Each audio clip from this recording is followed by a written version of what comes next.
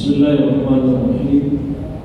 Assalamualaikum warahmatullahi wabarakatuh. Waalaikumsalam. Alhamdulillah alladzi anzala al-Qur'an fi syahr Ramadan hudan lin-nasi wa bayyinatin minal huda wal furqan.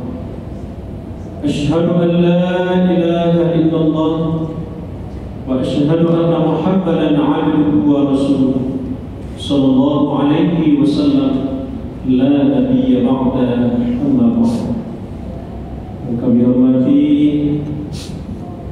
pengurus Masjid Al-Hijrah, kemudian kami hormati para shaimin dan shaimat puasa dari golongan laki-laki maupun dari golongan perempuan. Hadirin wal hadirat jemaah Qiyam Ramadan yang dirahmati oleh Allah. Pertama, kita bersyukur kepada Allah Subhanahu wa taala. Alhamdulillah, kita pada malam hari ini Allah masih memperkenankan kita untuk sama-sama hadir di masjid yang kita cintai ini. Mudah-mudahan kehadiran kita bersama dalam rangka kita menegakkan Qiyam Ramadan sebagai penyeimbang kita di waktu siang hari. Karena di siang hari kita melaksanakan ibadah puasa Ramadan, maka di sana ada janji yang disampaikan Rasulullah SAW. Man shoma Ramadhana imanan wa ihtisaban ghufira lahu ma taqaddama min dhanbihi. Kemudian di waktu malam kita melaksanakan ibadah qiyam dan juga disampaikan oleh Rasul man qama, yang tadi man shoma, yang sekarang man qama. Siapa saja yang mendirikan qiyam Ramadan itu dengan kesungguhan, maka mereka itu adalah orang-orang yang diampuni dosanya oleh Allah Subhanahu wa taala. Mudah-mudahan ibu bapak yang berbahagia, kita di siang hari sudah diberikan oleh Allah ampunan, malam hari pun kita diberikan ampunan oleh Allah Subhanahu wa taala. Kemudian salawat dan salam kita peruntukkan doa dan salawat kita buat junjungan alam Nabi Muhammad sallallahu alaihi wasallam. Allahumma salli ala sayyidina Muhammad wa ala ali sayyidina Muhammad. Bapak Ibu jemaah Qiyam Ramadan yang dirahmati oleh Allah, sebagai kajian kita pada malam hari ini, kita akan lihat di dalam surah Al-Ma'un. Surah Al-Ma'un, surah yang ke-107. Bapak Ibu yang berbahagia, apa kata Allah Subhanahu wa taala? A'udzu billahi minasyaitonir rajim. Bismillahirrahmanirrahim. Ara'aita alladzi yukadzibu bid-din, kata Allah. Tahukah kamu, kata Allah kepada Nabi Muhammad, orang-orang yang mendustakan agama? Kata Ibnu Katsir, yang dimaksud di situ adalah orang yang mendustakan hari pembalasan. Jadi kalau disebut Bapak Ibu mendustakan hari pembalasan, berarti mereka adalah orang-orang tak meyakini bahwa besok ada hari yang dibalas kita. Balasan itu tak tanggung-tanggung, Bapak Ibu. Ada yang disebut dalam surah As-Saffat, kata Allah, orang-orang yang nantinya di neraka itu, Bapak Ibu, disiapkan oleh Allah makanan khusus. Namanya dalam Al-Quran Sajal Zakum. Buahnya itu buah zakum. Zakum itu, Bapak Ibu, kalau menetes zakum itu ke dunia, itu dunia ini akan rusak kehidupan di dunia ini. Kira-kira Bapak Ibu, bukan satu orang yang akan dirusak, tapi dengan satu tetesan zakum makanan penduduk neraka itu, yang akan dirusaknya itu adalah dunia dan seluruh isinya. Itu nanti adalah orang akan memakan itu nanti dalam neraka. Kemudian kata Allah, orang-orang yang nantinya mereka sampai ke dalam neraka itu diberikan minuman. Sehingga Allah menyebut dalam surah An-Naba, la yazukuna fiha bardaw wala syaraba illa hamima wa wassaqa jazaa'an wifaqa la yasukuna fiha. Tidak mereka itu merasakan. Yasuku itu artinya zuk itu rasa. Makanya ketika disebut mati Bapak Ibu, kullu nafsin za'iqah. Za'iq itu rasa. Jadi mati itu punya rasa. Rasa mati itu dua disebutkan oleh Allah dalam Al-Quran. Pertama, wan nasi'ati gharqa.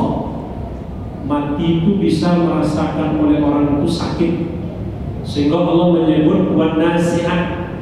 Nasi'at itu secara nasikun itu artinya Bapak Ibu dalam. Jadi kalau disebut wan nasi'ati gharqa, dicampur ruh manusia itu sampai ke akar-akarnya. Berarti itu betul-betul dahsyat kematian Bapak Ibu. Makanya disebut mati itu punya rasa. Sehingga ada rasa itu yang kedua, warna sitat. Mati itu rasanya adalah menyejukkan, menyenangkan. Jadi kalau nasitat itu apa itu nasato itu, kalau itu awak mengambil air ke dalam sumur, kemudian air itu apa itu awak tarik dengan apa? Dengan alatnya kan? Pastilah orang akan menarik air itu dengan pelan-pelan. Berarti nasito itu apa itu pelan-pelan supaya air tertumpah. Jadi ada nanti orang dicabut ruhnya itu dengan pelan-pelan mereka. Tapi ada yang dicabut itu dengan kasar. Nah, ketika orang itu nanti berada dalam neraka, kata Allah, la yasukuna fiha. Tidak ada mereka akan merasakan Bapak Ibu apa kesejukan. Dia akan diberikan nanti ke dalam neraka itu, kata Allah, hamimau wa wassaqa. Hamimau wa wassaqa. Kalau disebutkan hamimau itu adalah air yang mendidih. Kalau dalam riwayat lain disebutkan Bapak Ibu, orang yang sampai ke dalam neraka itu Bapak Ibu sampai seperti besi yang dipanaskan, meleleh besi itu Bapak Ibu. Itulah nanti minuman penduduk neraka nanti. Kalau besi saja jangan untuk diminum, untuk kena saja tubuh kita Bapak Ibu habis gitu loh. Apalagi nanti dimasukkan ke dalam mulut kita nanti. Nah, itu balasan. Maka dalam surah An-Nisa pun disampaikan oleh Allah, kullama najat juluduhum badalnahum juludan ghayraha liyasuqul azab. Tatkala kulit mereka itu hangus, kata Allah, kami ganti nanti. Dengan apa diganti? Kata Allah, badalnahum, diganti kulit mereka dengan kulit yang lain. Supaya apa? Kata Allah, liyasuqul azab. Masih berbicara rasa. Jadi nanti orang akan merasakan Bapak Ibu, liyasu, kata Allah, supaya mereka merasakan nantinya azab Allah. Jadi Bapak Ibu yang berbahagia, kalau kita ruang kecil lingkupkan yang disebutkan oleh Allah ini, ada orang nantinya Bapak Ibu yang mereka itu pendusta dalam agama itu, yang mendustakan hari pembalasan. Siapa yang disebut oleh Allah? Fadzalika alladzi yad'u al-yatim, kata Allah. Mereka adalah orang-orang yang menghardik, menganiaya, memperlakukan secara zalim anak yatim. Jadi kini itu Bapak Ibu, asal masuk akhir Ramadan, orang berlomba-lomba untuk memberikan santunan kepada anak yatim. Padahal anak yatim itu hidupnya tidak komandan saja Bapak Ibu. Anak yatim itu hidupnya setahun, tapi diperhatikan sebulan. Padahal di suatu tempat Bapak Ibu anak yatim itu tiap bulan diperhatikan. Tiap bulan pun mungkin terlambat sih Bapak Ibu, tapi itu yang mampu orang. Padahal Bapak Ibu yang berbahagia, anak yatim ini kenapa menjadi sorotan Bapak Ibu? Sampai-sampai ada ancaman khusus bagi orang-orang yang memakan harta anak yatim. Jadi kalau disebut dalam surah yang keempat ayat 10, apa kata Allah? Innal ladzina ya'kuluna amwalal yatama zulma. Sesungguhnya orang-orang yang memakan harta anak yatim secara zalim, innama ya'kuluna fi butunihim nar wa sayaslawna sa'ira. Mereka nantinya sungguh memasukkan bara api itu ke dalam perutnya. Jadi kalau disebut anak yatim, maka anak yatim itu Bapak Ibu punya batasan. Anak yatim itu Bapak Ibu tidak sambungnya miskin. Kalau anak orang-orang miskin Bapak Ibu tidak ada sebutkan batasannya. Tapi kalau yatim punya batasan disebut dalam hadis. Kata Rasulullah, la yusma ba'da ihtilam.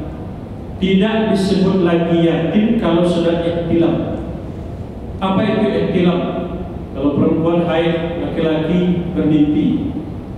Jadi kalau lah ihtilamnya berarti tidak disebut lagi yatim. Cuman kadang-kadang Bapak Ibu di suatu tempat, masjid, musola, kadang-kadang kebijakan dibuat oleh pengurus yatim itu sampai SMA. Rasul saja menyebutkan ihtilam, tapi orang membuat aturannya sendiri. Padahal Bapak Ibu, kalau dibuat aturan oleh seorang, Nabi mengatakan kalau dia sudah baligh berarti tidak disebut lagi yatim. Kalau dia sudah dikasih harta anak yatim, ancaman dalam Al-Quran ada. Kalau kita diberikan batasan Bapak Ibu, innal ladzina ya'kuluna, sesungguhnya orang yang memakan harta anak yatim secara zalim, kami berikan batasan inna. Berarti khusus anak yatim, jadi piatu tidak masuk ya. Kadang-kadang anak piatu dimasuknya ke anak yatim. Padahal piatu itu Bapak Ibu bisa jadi dapat, bisa jadi tidak. Tapi kalau anak yatim wajib. Kenapa? Kalau mau sampaikan piatu bisa dapat di sana, kalau bapaknya kaya berarti tidak dapat. Tapi kalau dia susah berarti statusnya miskin. Tapi orang kadang-kadang menyatukan antara fakir, antara piatu dengan yatim. Piatu itu tidak ada yang disebutkan Allah dalam Al-Quran. Piatu itu mati mandi. Kalau mandi yang mati Bapak Ibu, bapak mencari nafkah. Makanya orang Arab itu Bapak Ibu, orang Arab itu perempuan itu di rumah, yang mencari nafkah itu laki-laki. Jadi kalau yang mencari nafkah saja sudah tidak ada lagi, makanya disebut dengan yatim dia Bapak Ibu. Jadi jangan sampai nanti salah kaprah. Kadang-kadang dibuat atur sendiri, karena yang disebut piatu dimasukkannya ke yatim. Padahal piatu kalau susah masuk kategori miskin dia. Makanya Allah selalu menyandingkan dalam Al-Quran. Baca Bapak Ibu surah Al-Insan. Apa kata Allah? Wa yut'imuna at-ta'ama 'ala hubbihi miskinan wa yatiman. Berarti kalau dia statusnya lagi menjadi yatim, berarti statusnya itu adalah miskin. Berarti harta namanya kalau kini orang sampai miskin, kadang-kadang tidak ampun. Itu caranya diganti duafa namanya. Jadi orang-orang yang lemah. Ada orang yang sampai miskin tak ampun Bapak Ibu, tapi kalau ada bantuan dia menyambung yang miskin. Ada itu Bapak Ibu. Sampai miskin tak namanya, biar bantuan untuk orang miskin, itu nyelapen galak amenyo, kano amenyo lapen, supaya dapat bantuan orang miskin. Jadi Bapak Ibu yang berbahagia, berarti ada yatim itu yang disebutkan. Dalam kitab namanya Mukhtarul Ahadits disebutkan, apa kata Rasul? Mau aku tunjukkan kata Rasul, yalinu qalbuka, yang dapat melembutkan hatimu, wa yudrikal hajataka, kemudian Allah kabulkan keinginanmu. Dua disampaikan Bapak Ibu. Pertama adalah yalinal qalb, dilembutkan hati kita. Yang kedua, apa keinginan kita itu dikabulkan Allah? Kata Rasul, dijawab oleh Rasul. Pertama, irhami yatim. Kalau irhamil yatimah itu disebutkan adalah sayangi anak yatim. Jadi anak yatim itu disayangi Bapak Ibu, itu bahagian dapat melembutkan hati kita. Mungkin orang-orang yang lebih karunia anak, sayangi anak yatim, santuni anak yatim, itu cara untuk mengabulkan keinginan kita. Yang kedua kata Rasul adalah wamsah ra'sahu, sapu kepala anak yatim. Usap maksudnya. Jadi Bapak Ibu, mengusap kepala anak yatim itu berarti al-badil. Mengusap kepalanya itu disampaikan dalam hadis Bapak Ibu. Kalau mengusap kepala anak yatim itu, bara rambut yang ada di kepala anak yatim, sebanyak itulah dia mendapatkan kebaikan dari Allah. Tapi Bapak Ibu, jadi terjemahkan secara tekstual. Ikonya cari anak yatim pun kironya botak gitu. Kironya awak anak yatim botak, anak kamu boleh. Alasannya karena rambut itu tak ada dalam bagian. Sebenarnya itu masalah. tapi adalah kalau awak mengusap kepala anak yatim, berarti dapat bahagian kita adalah sebanyak itu diberikan kebaikan oleh Allah Subhanahu wa taala. Kemudian ibu bapak yang berbahagia, apalagi kata Rasulullah, wa at'imuhu min ta'ami, dia makan anak yatim. Jadi anak yatim itu bapak ibu mendapatkan sesuatu yang mulia yang dipandang oleh Rasulullah. Sehingga bapak ibu yang berbahagia, anak yatim itu ada apresiasi yang diberikan. Dalam hadis disampaikan, apa kata Rasulullah? Ana wa kafilul yatimi fil jannah. Kata Nabi, aku bersama orang yang kafil. Kafil itu apa? Yang mengasuh, yang menanggung, yang membina anak yatim. Jadi Nabi mengecek, ambo besok kata Nabi bersama orang yang kafir yang mengasuh anak yatim. Kemudian tangan Nabi menunjukkan oleh bapak ibu, kata Nabi seperti ini, kata Nabi, menunjukkan ke sahabat seperti ini. Setelah wa asara bis sababati wal wusta faharraja baina syai', kata Rasul. Setelah itu direnggangkan tangannya oleh Nabi yang jari tengah dan jari telunjuk itu sedikit. Mulai itulah kira-kira nantinya orang yang menanggung anak yatim di surga bersama Rasul. Berarti orang-orang yang menanggungku, bapak ibu, tak ada yang akan diberikan kecuali Allah berikan surga terbaik kepadanya. Kan itu bapak ibu. Makanya berikan bantuan kepada anak yatim, mudah-mudahan hajat kita dikabulkan Allah. Hati awak yang kasar selama ini dilembutkan oleh Allah Subhanahu wa taala. Kemudian bapak yang berbahagia, yang kedua kata Allah, wala yahuddu 'ala ta'amil miskin. Dan orang yang pendusta itu siapa kata Allah? Mereka tidak menganjurkan memberi makan orang miskin. Kenapa makan yang menjadi ukuran bapak ibu? Sedekah yang paling terbaik itu adalah sedekah makan. Sedekah yang paling terbaik itu sedekah makan bapak ibu. Rasul datang ke rumah Sa'ad bin Ubadah. Datang, Nabi kebetulan waktu itu berpuasa. Sa'ad bin Ubadah, karena orang Arab itu makanannya roti bapak ibu. Disiapkanlah oleh Sa'ad bin Ubadah roti. Meyakinkan Rasul, ya Rasulullah, ini roti yang untuk berbuka nanti. Langsung direspon oleh Rasul. Apa kata Rasul? Wahai Sa'ad, engkau telah mendapatkan dua kebaikan pada hari ini. Itu dan jali saja kata Rasul. Pertama adalah engkau mendapatkan pahala puasaku. Yang kedua adalah engkau sedang didoakan oleh malaikat. Berapa pahala puasa Rasul bapak ibu dapat Sa'ad bin Ubadah. Man fatara sha'iman kana lahu mislu ajri, kata Rasul. Siapa yang memberikan perbukaan kepada orang yang berpuasa itu, dia mendapatkan pahala sebanyak orang itu berpuasa. Pahala berpuasa tidak sama dengan ibadah yang lain. Kalau ibadah yang lain sampai disebutkan sampai 700 kebaikan, tapi pahala puasa unlimited, tanpa batas. Jadi kalau tanpa batas bisa jadi melebihi 700, bisa jadi ke bawah. Berarti orang yang memberikan perbukaan kepada orang yang berpuasa, nilai pahalanya lebih.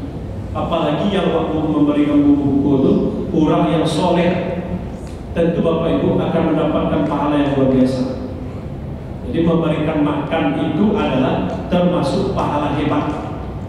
Disejajarkan dengan orang yang sholat malam, disejajarkan dengan orang yang menyebarkan salam. Afsus salam, kata Rasul.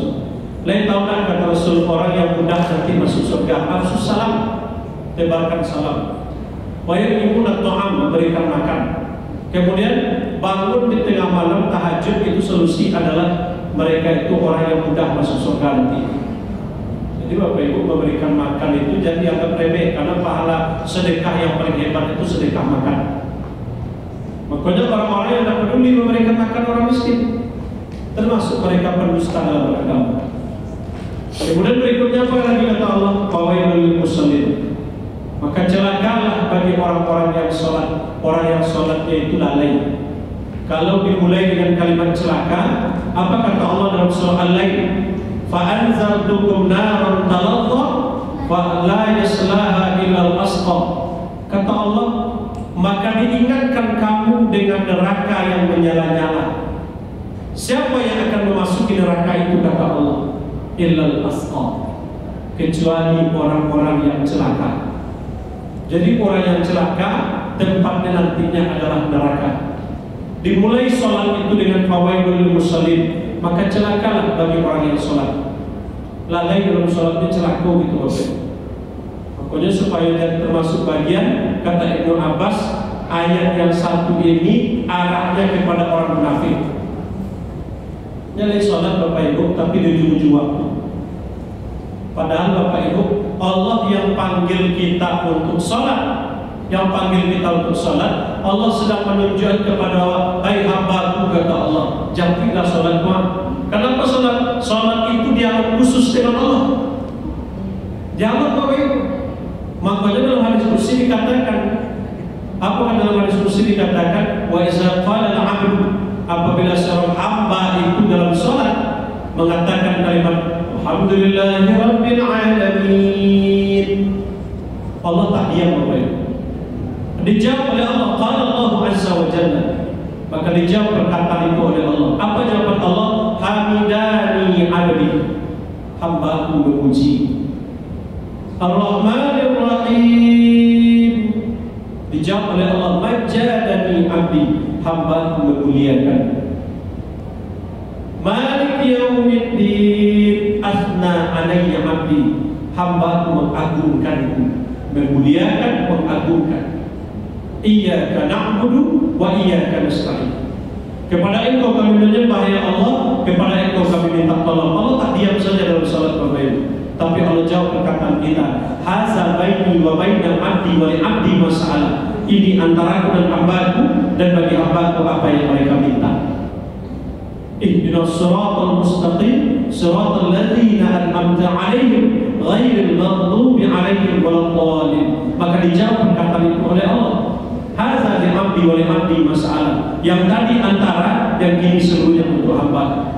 Berarti sholat itu adalah dialog khusus dengan Allah. Kini dialognya ditunda Bapak ya. Allah sedang minta dialog dengan dia. Ayat kalian minta, kata Allah, kamu perkenankan.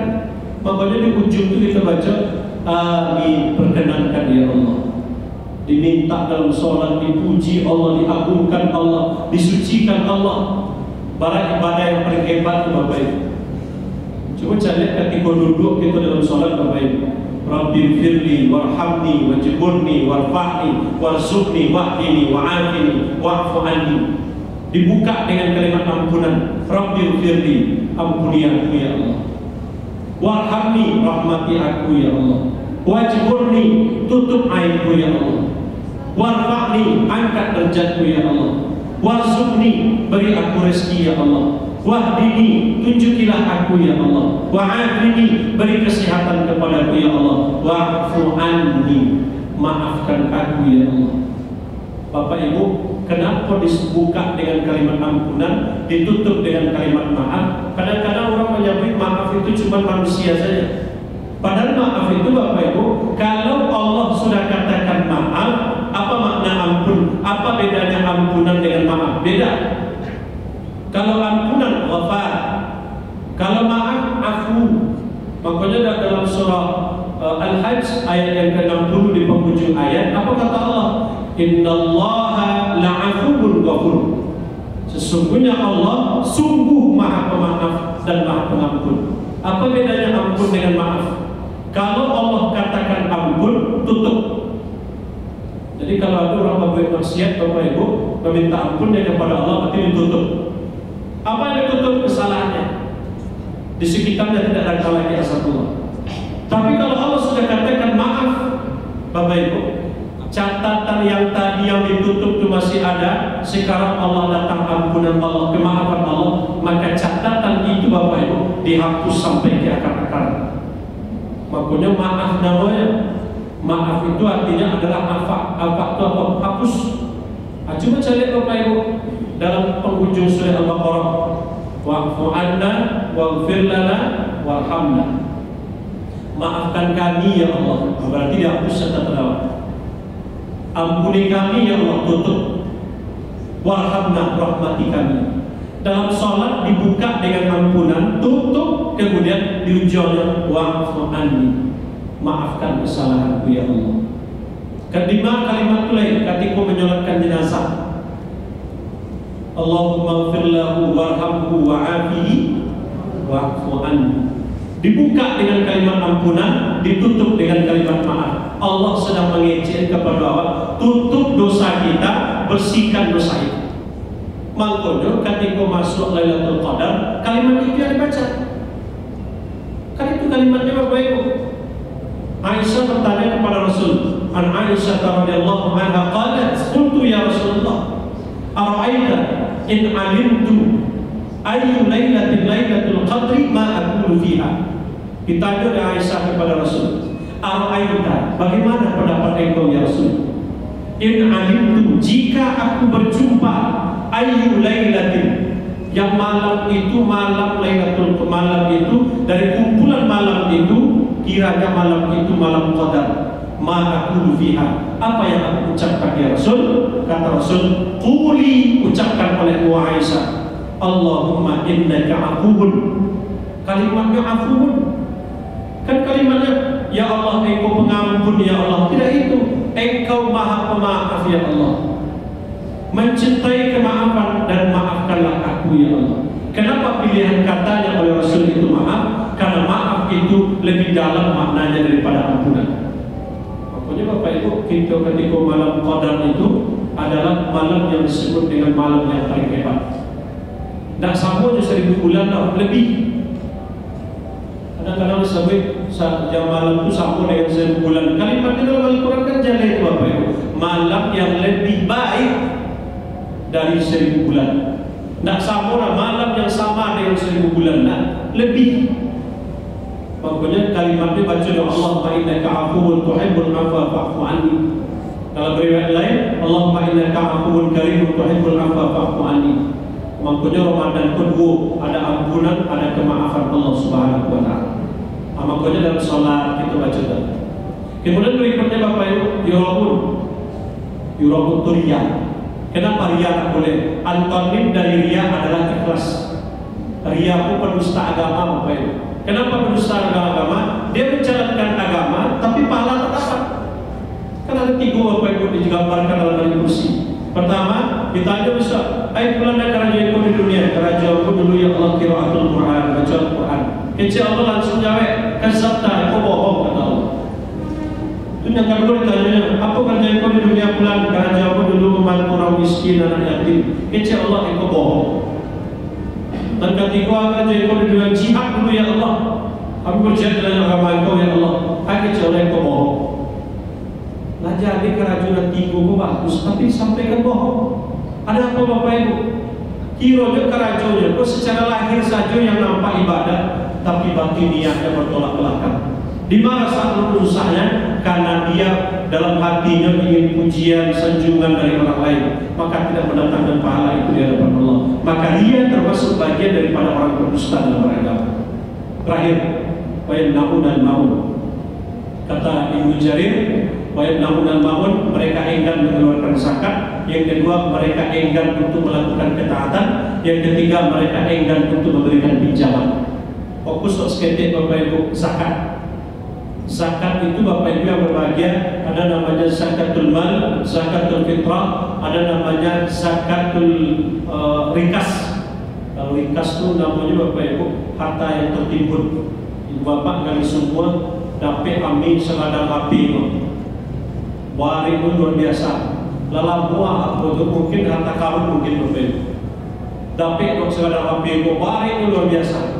Dikeluarkan zakat dalam zon. Baru dah dapat dijual langsung dikeluarkan 20%. Tapi kalau dapat di jalan itu dah tertimbun kan? Atau Bapak Ibu dapat ambil di jalan itu dah tertimbun kan? Itu tak boleh Bapak Ibu dijual. Kenapa? Diumumkan dulu 1 tahun. Mengumumkan itu jelas, maksudnya jangan disampaikan barangnya itu ambil sebagainya, mungkin menemukan barang hilang. Itu saja. Kami sampai ambil banyak orang dari Ibu apa nanti. Makanya Bapak Ibu ada kawan dapat ambil di tempat pemandian, kalau dijual Bapak Ibu sekitar 7 juta. Tapi Bapak Ibu diumumkan situ bagi yang berita kehilangan, dibuat kamu situ. Tapi tidak dicantumkan namanya. Ada yang menelpon HP, ada yang menelpon PT, tak dijawab. Kiranya yang hilang itu ambil. Tapi kalau itu Bapak nanti dapat ambil nanti 10 ambil, aku kan harta tertimbun Pak Ustaz. Kalau dapat jalan harta tertimbun. Yang kedua mal, zakat harta, itu yang staf 8. Tapi kalau zakat fitri, zakat fitrah, 2 saja targetnya. Siapa itu? Dari fuqara wal masakin. Untuk orang fakir, orang miskin. Zakat Nabi yang Bapak Ibu. Yang pertama tamrin, yang kedua kismis, yang ketiga gandum, yang keempat susu kambing yang dikeringkan. Tamrin itu artinya kurma. Kau jangan pikir tamrin itu sama je suami yang kau Ustaz. Saya namanya tamrin. Anak itu saya zakatkan. Dan tamrin itu kurma. Kemudian Bapak Ibu, para takarannya kata Nabi, satu sok itu 4 mud. Satu sok 4 mud, 1 mud 7 on setengah. Jadi satu sok itu ukurannya 4 mud, yang 1 mud itu 7 on setengah. Kali hampir, berarti hampir 3 kilo. Kenapa zakat orang pilih 2,5 kilo? Itu ijtihad namanya Bapak Ibu, ijtihad ulama. 2,5 kilo. Pokoknya zakat itu Bapak Ibu diberikan kepada orang-orang lil fuqara wal masakin. Bagaimana zakat dengan uang? Berarti dia mengambil qaul daripada Abu Hanifah. Sampai mazhab yang paling tertua Hanafi, yang kedua adalah Maliki, yang ketiga Syafi'i, yang keempat Ambali. Nanti itu pakai bahan pokok, dan 1 dengan uang, namanya qimah. Jadi kalau ada orang zakat pakai uang, itu masih boleh. Dia mengambil pendapat dari mazhab yang pertama. Bapak Ibu yang berbahagia, keluarkan zakat itu. Kalau kini waktunya disebut jawas. Jawas itu bila batasannya katiko khatib, katiko datang azan maghrib di hari Selasa besok, lah azan orang maghrib dari Selasa maghrib, berarti ganti waktu jawas dengan wujud. Kalau kini jawas apa? Waktu dianjurkan bayar zakat. Saya mati dalam bulan Ramadan, berarti orang tak dikeluarkan zakat fitrahnya. Jadi kalau ada keluarga kita yang mati dalam bulan Ramadan, Bapak Ibu tak dikeluarkan zakatnya. Tapi kalau meninggal dia pas azan maghrib di hari Selasa besok, pas selesai azan meninggal, dikeluarkan zakatnya oleh ahli waris. Ustaz, aku nak ingin keluarkan zakat kini Ustaz tak mangan, tapi yang mati syaratnya dalam bulan Ramadan, baru nak bayar zakat. Kalau ada anak yang lahir di pas ketika maghrib sampai khatib menaik ke mimbar, maka dikeluarkan zakat. Zakat itu Bapak Ibu kalau dapat hantar ke orangnya, ke rumah orang, itu memberikan adab kepada mustahik. Kau kadang-kadang diambil HP itu telepon mustahik, dapat zakat ke rumahnya, itu tidak beradab terhadap mustahik. Cari ke rumahnya, kalau tahu di rumahnya memang betul-betul tak ada yang dimakan. Awak magi sampai 10.000, dan tersentuh hati, kiranya sampai 10.000 dan kena sampai 1.000 kiranya lagi. Jadi Bapak Ibu, jadi sebuah mustahik itu datang ke tempat awak, turik ke rumahnya, itu adab dalam berzakat namanya. Jadi Bapak yang berbahagia, jangan sampai kita lupa untuk tidak mengeluarkan zakat. Zakat itu ada adabnya. Mudah-mudahan Bapak yang berbahagia, ini saja nasihat yang dapat aku sampaikan. Mudah-mudahan apa yang kita sampaikan ini bermanfaat. Subhanallah wa bihamdika asyhadu an la ilaha illa anta astaghfiruka wa atubu ilaik. Assalamualaikum warahmatullahi wabarakatuh.